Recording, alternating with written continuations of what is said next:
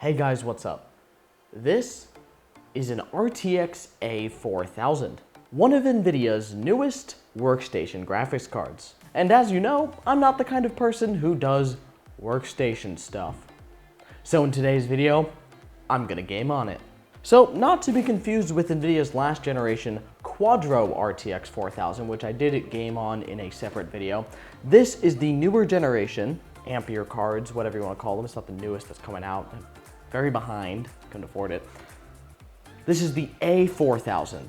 And the naming I know is very confusing, but that's because NVIDIA names their cards like Midwestern people name their kids. Now, before we get into our gaming benchmarks, let's talk a little bit about this card. Real quick, this GPU, the one on board, is the same exact one that's on the RTX 3070 Ti. It has the same 6144 CUDA cores, except the main difference is that A, this card is a single slot with a single 6-pin PCI Express power connector, and B, this card, unlike the 3070 Ti, which only has 8, has 16 gigabytes of ECC GDDR6. So on paper, the specs of this card are pretty amazing. Now, I can already assure you right off the bat before we get into the gaming benchmarks that this will not perform anything like a 3070 Ti. The 3070 Ti uses anywhere from 1 to 2 full 8-pin connectors and is never seen in a single slot design, so this card is already going to be underpowered and undercooled compared to a normal 3070 Ti, but let's just see how it performs. So let's set up a bench test. Yeah, let's set up a bench test. I'm going to go with it. Now, I don't have my test bench set up over there where it's supposed to be, so it's going right here. Let's just get something together real quick and that's a motherboard. Oh jeez. Why does no one ever send you hardware? Well, it's because I'm fucking stupid.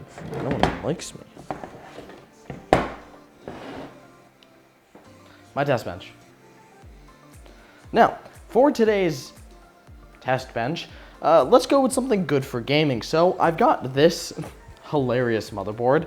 If you don't know, this is from an Alienware PC. It has a Ryzen 5 5600X, so a great 6-core gaming CPU. So a pretty good 6-core gaming CPU, and is overall just a decent B550 motherboard. So that's what we're going to be using for today's test bench, because I don't have a real one set up yet, and wow, these holes barely line up. This is weird.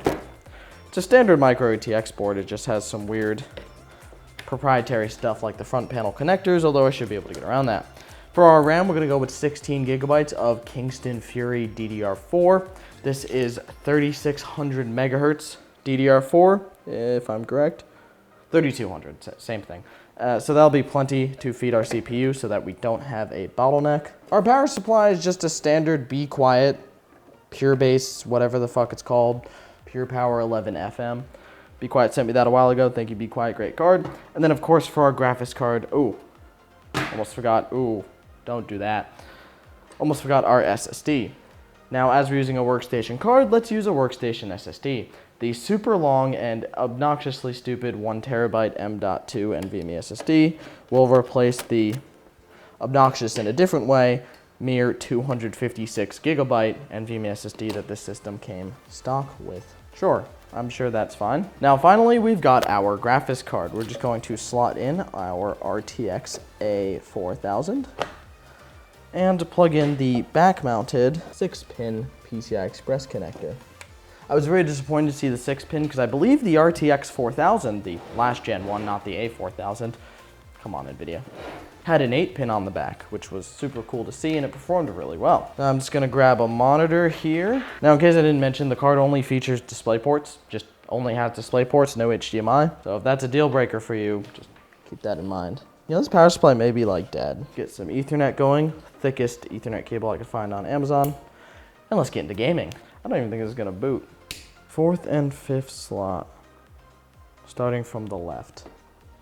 Hey, that worked. All right, let's get into gaming. No, don't do a system scan, you idiot. Why don't you scan for some bitches, Alienware? Oh, forgot my mouse pad, hold up. The front fan failed. I don't care, there's no front fan. Okay, so I don't have a chair yet because my money ran out before I could buy another chair. So this is how I'm gonna do gaming. But it's okay, I'll have the on-screen display. I'm going to use GeForce Experience to record the gameplay. And our first game is going to be Rainbow Six Siege at maximum possible settings. Max settings, 1080p, full TAA, everything. Hell, everything. So, let's see how it works. Now, I tried to turn on power monitoring so we could see how many watts this card is drawing, because it's supposed to be quite efficient. But for some reason, it's showing up as a percentage. So, I guess it is. Now, I do have a slight worry with this game that we will discuss here in a minute. If you're wondering why this card is no longer in my main PC, well, it's because whilst gaming previously, it got stuck at a power limit of 60 watts, and I don't know why. So on my main rig, the card could never draw more than 60 watts. I have no idea why that power limit was in place, or what caused it to activate, but it appears that we do not see the same limit here. And max setting 1080p, full TAA and everything on Rainbow Six is very hard to run on a graphics card. So the fact that we're getting above 60 FPS is pretty damn impressive. As we just run our way through here, whilst recording as well, which, despite what they say, it can still use a bit of GPU. It would cause a slight decrease in performance.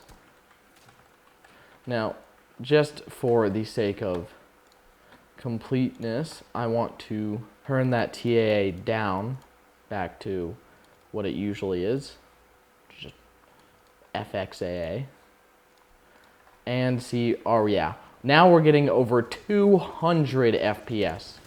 Still maximum settings 1080p, just with TAA disabled, so now it's FXAA, which is a much more efficient anti-aliasing, and now we're getting well over 200 FPS. Now, one thing I would like to note is that the card is pushing that 84-degree temp limit here. Oh yeah, this is easy. Oh yeah, this is easy. But that could probably be defeated with a nice fan curve, although the card would likely get very loud. You know what? Let's apply said fan curve while we're in game to see if we get any more FPS or anything. So, we've got a fan curve already made here. And there we go, it is now enabled. Card does get a bit louder, but we can see that it's now in the 70s of degrees and not pushing 84.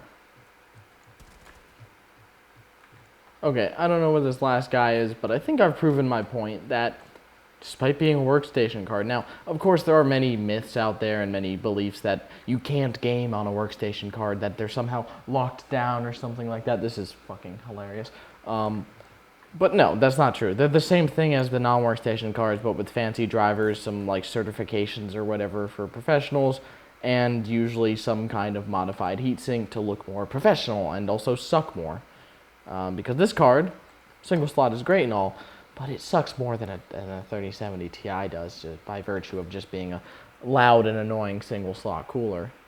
Although inside of a computer case, even at high RPM, the fan is, well, wouldn't be too loud. This is how it sounds just ambient on the desk. Open air. I'm a relatively moderate distance away from it, and it is not bad at all. So, yeah, moving on to our next game. Alright guys, so I'm going to try to make this quick because I only have 6 minutes left of recording space, but now we've got Hitman 3. At maximum settings, 1080p. This game can definitely take a toll on even the best hardware, so we're at 1080p, maximum possible settings. Okay, I can't get this. There we go. Wow. So, actually, I think we might even be running into a CPU bottleneck here. Even though that at max settings, this game can really take even the best hardware, but even with a amazing 5600X, we're going to see a CPU bottleneck at some points in the map because the game just has a lot of NPCs. And NPC logic just takes a lot of CPU horsepower. It is not really GPU focused in the slightest. So that's where we're going to see that performance drop here, is because of the fact that the game has a lot of NPCs, so it's doing a lot of logic, a lot of CPU logic.